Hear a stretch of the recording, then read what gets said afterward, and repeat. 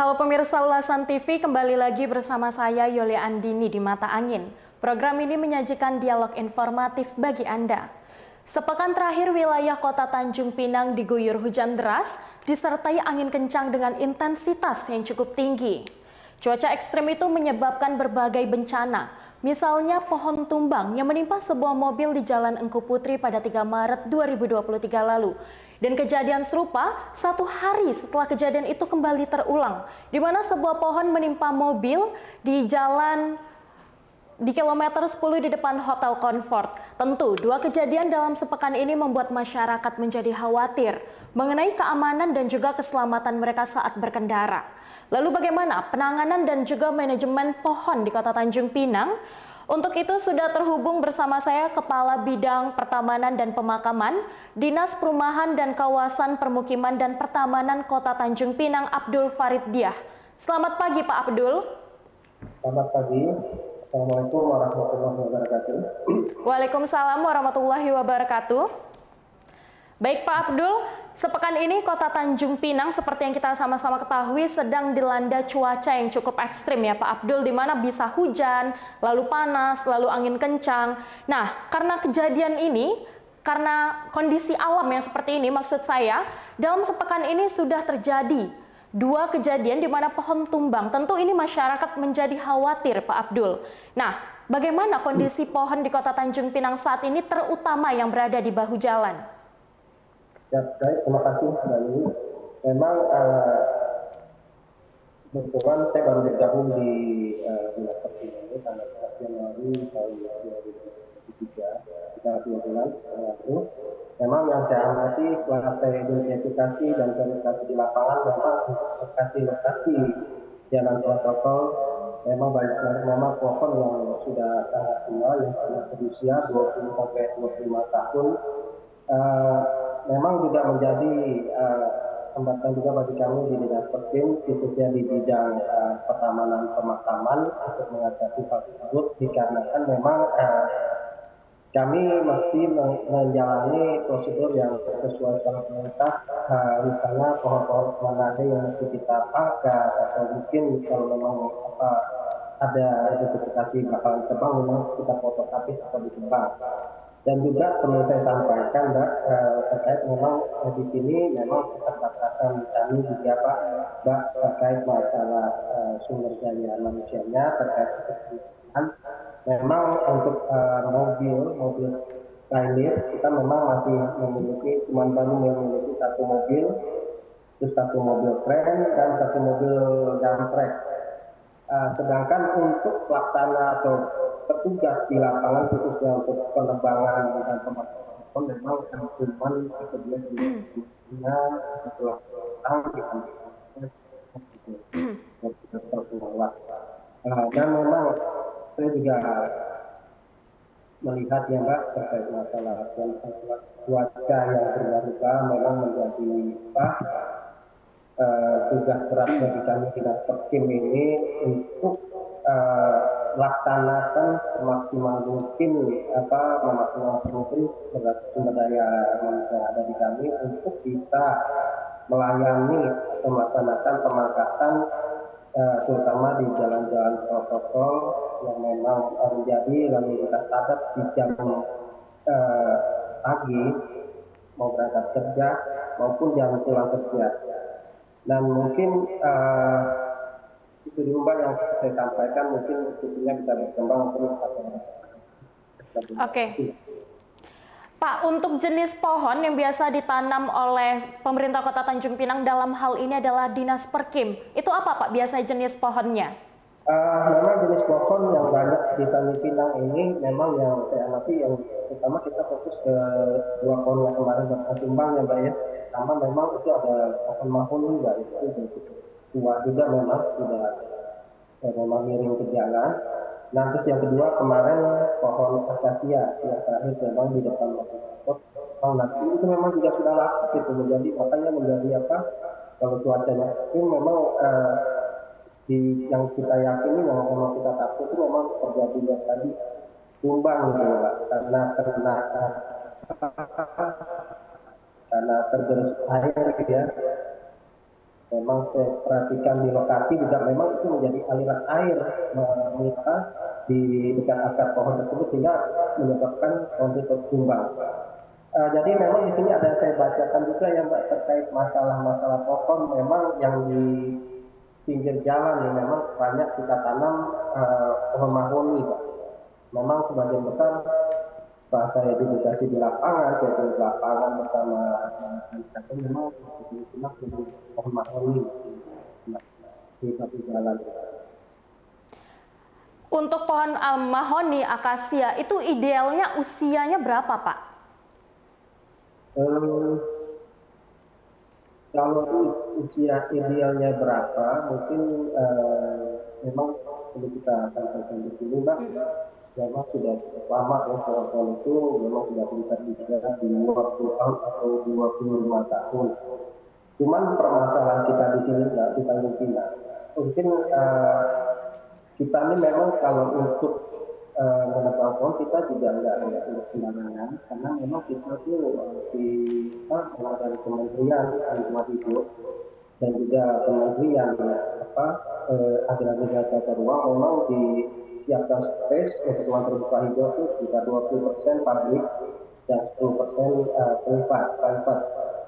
Dan jika pun kita ingin menebang pohon kita juga nggak sembarangan karena memang kita betul-betul harus diverifikasi identifikasi dulu Mbak memang kelayakan pohonnya dan apakah ditebang karena tadi itu kita memang tidak juga pohon. Mungkin kalau memang sudah lapuk atau dimakan rakyat atau mungkin ada yang tidak ada itu Mbak itu kira kita laksanakan untuk penebangan secara keseluruhan. Untuk saat ini pohon yang biasa kita temui di jalan-jalan protokol di Kota Tanjung Pinang itu berapa usianya, Pak? Tadi seperti yang saya sampaikan di awal, memang rata-rata sih di atas 20 sampai 25 tahun. Itu tidak ada pohon itu tersebut memang sudah berdiri di jalan-jalan protokol. Terutama memang yang jalan-jalan besar di jalan ya sudah Wiratno dan juga Dr. Kami dan juga saya ada melihat itu juga ya lumayan cukup besar ya di situ di atas rata-rata di atas 20 tahun. Ya. Oke, baik. Normalnya pemeliharaan dan juga peremajaan pohon-pohon di Kota Tanjung Pinang. Koneksinya terganggu ya. Oke, baik Pak. Normalnya pemeliharaan dan juga peremajaan pohon-pohon di Kota Tanjung Pinang itu dilakukan berapa kali dalam setahun, Pak? Terkait masalah peremajaan, memang yang idealnya ya Mbak ya, setiap kali kita ada melaksanakan penebangan, memang saatnya kita memang mengganti atau mengisi dengan pohon-pohon yang baru. Dan ini juga nanti dalam waktu dekat juga kita akan laksanakan Mbak, karena kenapa? Karena memang kami juga ada meminta bantuan terkait bibit ya Mbak ya, bibit untuk tanaman ini kita minta bantuan ke kita minta mohon bantuan untuk memenuhi segala yang akan kita tanam di pengganti pohon-pohon yang kita tuai. Jadi kita tinggal melaksanakan dengan melakukan penitipan Pak di lokasi-lokasi tua atau yang telah dilaksanakan baik. Oke, baik Pak Abdul.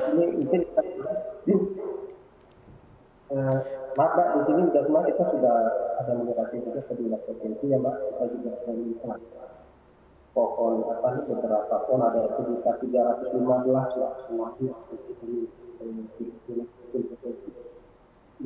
Maaf Pak Abdul, saya tidak bisa mendengar suara Bapak. Halo Pak Abdul. Jadi kita nih ada menyurati dinas Perkim melalui PT Balai Pengelolaan Daerah Sungai BPDA Ejang Mbak, kita ada meminta bibit tanaman untuk ditanam di lokasi-lokasi untuk peremajaan pohon-pohon di Tanjung Pinang itu ada sekitar 315 Mbak tanaman atau bibit yang akan kita minta untuk memenuhi tadi penggantian pohon-pohon yang sudah tua tadi, Mbak. Oke, Pak Abdul, terkait permajaan ada 315 pohon yang rencananya akan ditanam. Nah, itu lokasinya di wilayah mana saja, Pak? Ataukah mungkin pohon-pohon yang besar di jalan protokol yang akan dipotong habis, ataukah mungkin 315 tanaman ini akan ditanam di tempat lain? Kita akan sebar, Pak. Akan sebar mungkin ke seluruh lokasi Tanjung Pinang. Kita akan sebar, termasuk ya mungkin kalau prioritas utama kita mungkin kita akan tanam di pohon-pohon yang udah ditebang itu dulu, Mbak. Karena ya dimanapun itu kan sebagai bentuk penyedia O2 ya, Mbak ya. Jadi mungkin lebih nanti kita sebenarnya tidak mengurangi lah, hanya polusi, hanya mengurangi polusi dan menambah kenyamanan di daerah tersebut yang kita tanam. Yang dalam proses yang pohon yang sudah ditebang. Oke, Pak Abdul, satu hal yang cukup disoroti oleh masyarakat itu salah satunya adalah saat pohon itu sudah cukup tinggi, Pak Abdul, seperti di jalan-jalan protokol, itu kan tentu mengganggu kabel-kabel jaringan listrik dan juga jaringan yang lain ya, Pak Abdul. Nah, itu kan lalu dipotong, Pak Abdul. Tapi yang saya perhatikan adalah dipotongnya hanya sebagian saja. Dan tentu menyebabkan pohon itu akan miring dan juga akar-akar tersebut karena besarnya pohon itu sampai mengangkat aspal, Pak Abdul. Itu kenapa tidak dipotong saja lalu dilakukan permajaan? Jadi gini, Mbak, ini terkait yang pemangkasan ini terutama yang saya melalui yang saya lewati Jalan Ahmad Yani ya, Mbak ya, di Mata. Memang saya perhatikan sepanjang jalan itu dari ujung Simpang Bantul Kijang Lama sampai ke ujung Pamedan, memang saya perhatikan hampir semuanya sekitar 90 lah, 90% memang udah miring ke jalan. Nah ini mungkin nanti kami juga sebenarnya gini, Mbak, akan mengurasi pihak PLN, karena ini saya perhatikan kalau di yang melaksanakan mungkin untuk pemotongan pas di bawah jaringan kabel itu memang biasanya tidak melihat mereka melaksanakan penerbangan cuma di bawah jaringan saja tidak keseluruhan itu. Nah inilah makanya yang saya perhatikan jadi lebih miring ke jalan, karena tidak ada keseimbangan tadi dengan pemangkasannya. Nah nanti kami juga akan menyurati lah ke depan. Nah, biar dimanapun pihak tertentu kalau akan melaksanakan pemangkasan di segi listrik memang harusnya berkoordinasi dulu dengan Perkim. Mungkin dari Perkim juga akan mensupport terkait salah pengerjaannya gitu. Dan berkoordinasi misalnya di situ. Untuk saat ini, Pak, apakah sarana dan prasarana yang dimiliki oleh Dinas Perkim cukup memadai untuk merawat dan juga memelihara pohon-pohon dan juga pertamanan di Kota Tanjung Pinang?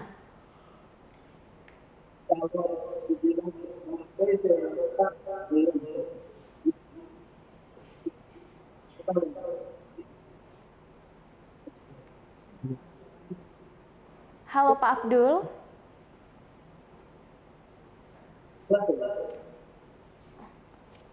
Mohon maaf Pak, saya tidak bisa mendengar suara Bapak.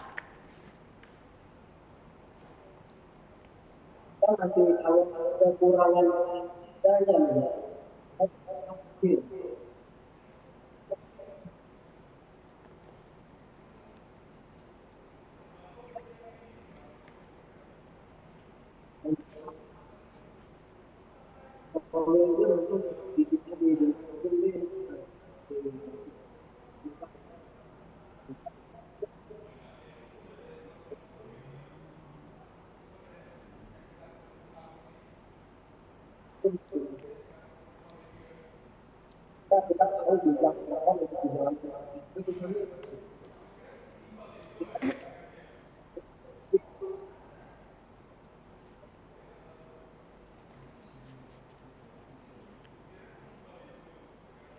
Baik pemirsa UTV, dikarenakan jaringan yang cukup tidak baik saat ini, koneksi kami dengan Pak Abdul saat ini terputus. Baik, terima kasih Pak Abdul telah meluangkan waktunya untuk bergabung bersama kami.